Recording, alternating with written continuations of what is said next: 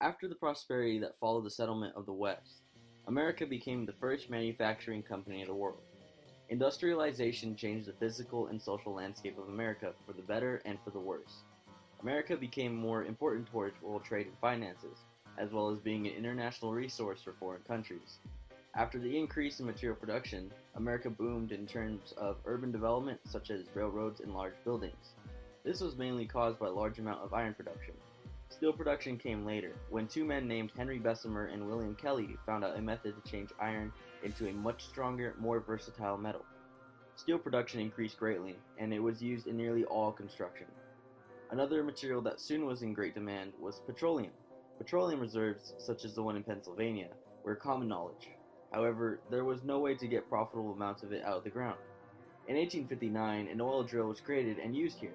Petroleum drilling soon started in many states, where it was widely used as a lubricant and fuel source.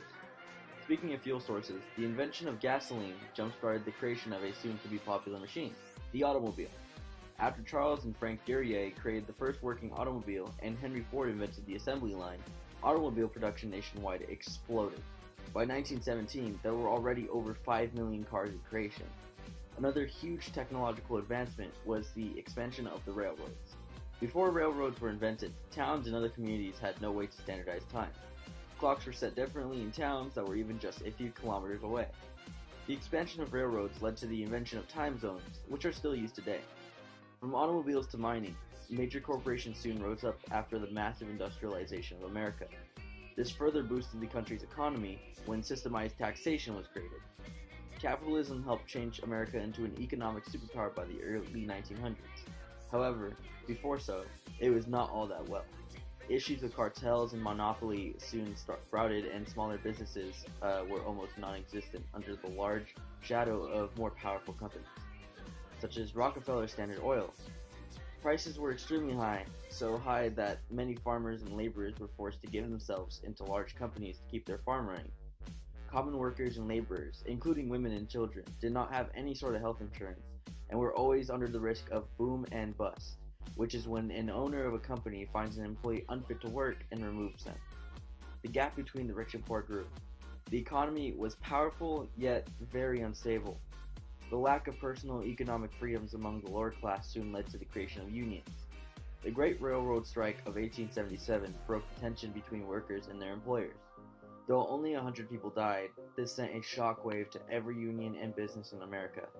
The Knights of Labor and the AFL soon rose into power among the lower class. Though they rivaled each other, they both had the same idea: to provide equal pay to workers and to improve working conditions overall. However, the central ideas of these unions were spread widely throughout the nation. Passive and aggressive anarchists took a stand.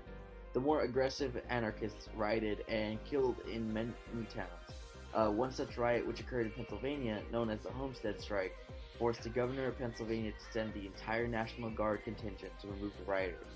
The riot was quieted and tensions rose, and in their wake caused many unions to break off or die down. However, some gains in terms of job flexibility were made in the last years of the 19th century. Other than that, not much was made through this minor civil war of workers versus employers.